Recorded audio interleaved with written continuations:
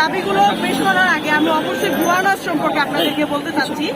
আমাদের নার্সিং পড়াশোনা সম্পর্কে হয়তো বাংলাদেশের মানুষ অতটা অবগত নয়, যার কারণে নার্সিং সেক্টরটা এখনো পিছিয়ে আছে। আমাদের নার্সিং এর পড়াশোনার ক্ষেত্রে দেখা যাচ্ছে যে কিছু ধাপ আছে, এই ধাপগুলো আমাদের ক্লিয়ার করে তারপর পড়াশোনা করতে হয়। আর পড়াশোনাটা যে একেবারেই সহজ পড়াশোনা এরকমটা না।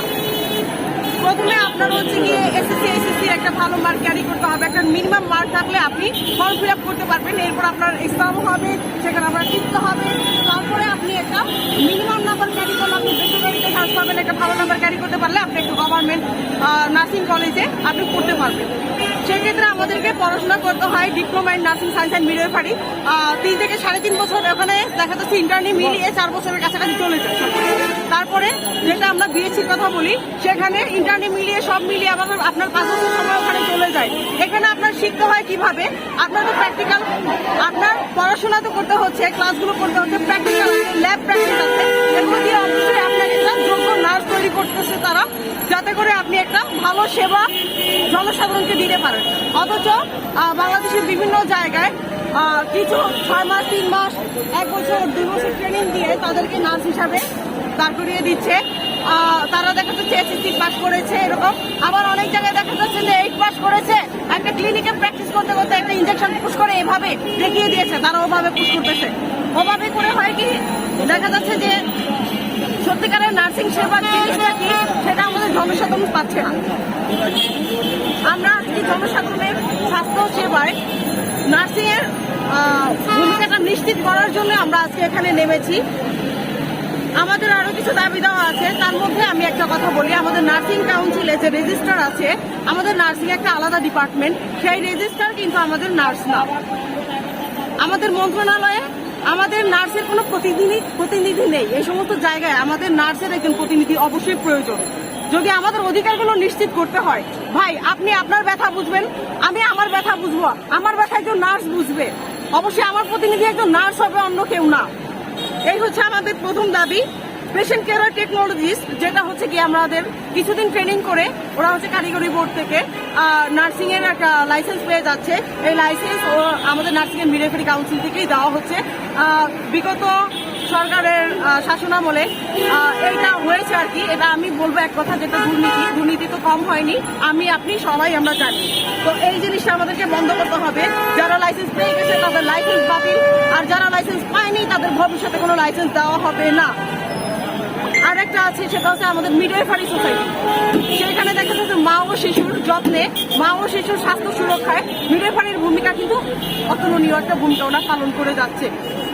এইখানে দেখা যাচ্ছে যে কিছুদিন ট্রেনিং করিয়ে FWV, যেটা আমাদের ভিলেজে, আমাদের গ্রাম অঞ্চলে তারা সেবা প্রদান করে থাকে, তাদেরকে দিয়ে তাদেরকে সম্মান করে দিয়েছে মিডওয়াইফারি, ডিপ্লোমা ইন মিডওয়াইফারির সঙ্গে, যেটা কিনা একদম উচিত হয়নি। কারণ ডিপ্লোমা ইন মিডওয়াইফারি নার্সিং এ যে সমস্ত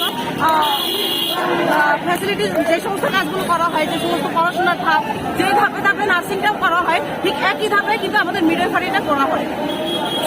ঠিক আছে। আর একটা কথা হচ্ছে কি, বাংলাদেশে আমাদের দাবি নাম্বার 3, বাংলাদেশে এই একটা মাত্র সেক্টর আছে যেখানে একটা ডিপ্লোমা ইন্টার পাস করার পরে করা হয়, এবং এই ডিপ্লোমার সমমান সেই ইন্টার পাসের সমমানই করা হয়। বলেন তাহলে আপনি 3 বছরের জন্য কেন পড়াশোনা করবেন? আমার প্রশ্ন এটা, আপনি 3 বছরের জন্য কেন পড়াশোনা করবেন যদি আপনি ইন্টার পাস করে ইন্টার পাসের সমমানই আবার পড়াশোনা করতে হয়, আবার আপনার পোস্ট বেসিক বিএসসিটা করতে হবে, তারপরে আপনার মাস্টার্সে যেতে হবে। আমরা আজকে এই দাবিতে এখানে নেমেছি। আমাদের দাবি 9টি দাবিতে আমাদের আজকে আমরা এই দাবিতে নেমেছি। Diploma in nursing and midwifery, এই আমাদের এই ইয়াটা আর কি, ডিপ্লোমা ইন নার্সিং অ্যান্ড মিডওয়াইফারিটা স্নাতক পাশের সমমান দেওয়া হবে, ডিগ্রি পাশের সমমান দেওয়া হবে। এটা খুবই প্রয়োজন আমাদের যদি বৈষম্য দূর করতে হয়।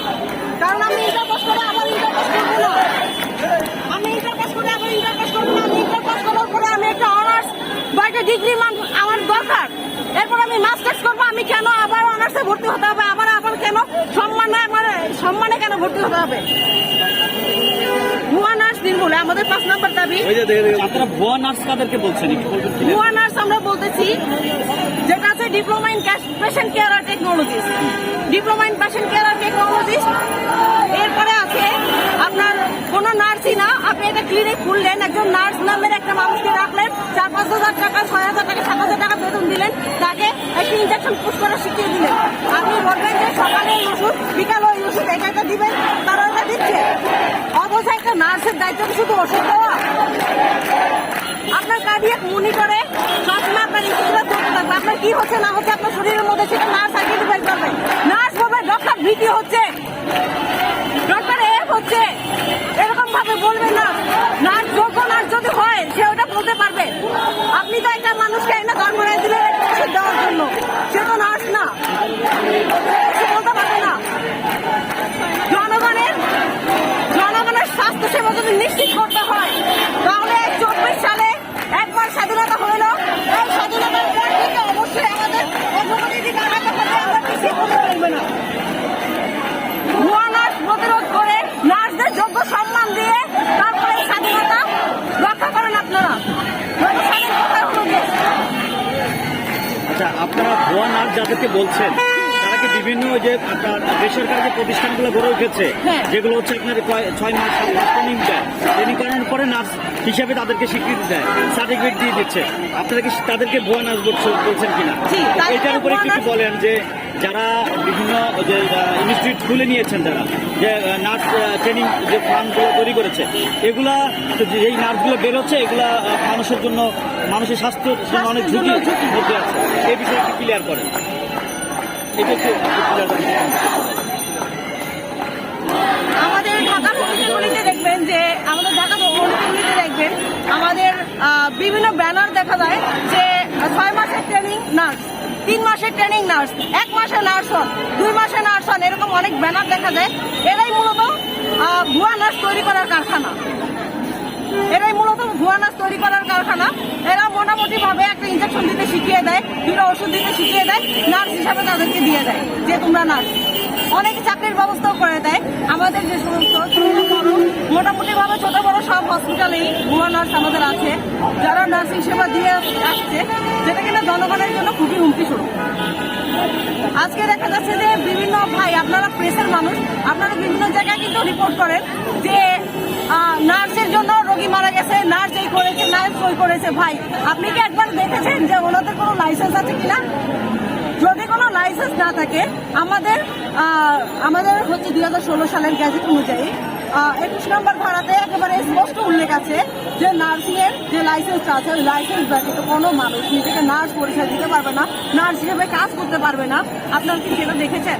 আমাদের আইন আছে কিন্তু প্রয়োগ নাই, আমাদের আইনের প্রয়োগের দরকার।